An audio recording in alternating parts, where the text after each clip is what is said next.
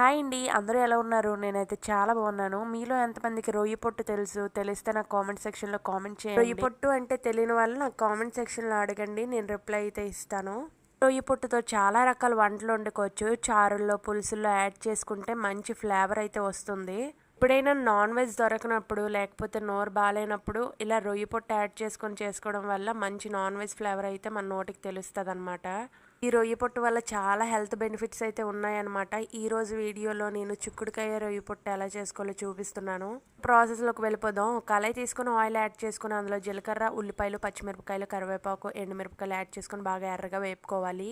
తర్వాత రొయ్య పొట్టు యాడ్ చేసుకొని పచ్చివాసన పోయేంత వరకు వేపుకున్నాక చిక్కుడుకాయలు యాడ్ చేసుకొని అందులో పసుపు, ఉప్పు యాడ్ చేసుకొని మెత్తగా ఉడికించుకోవాలి.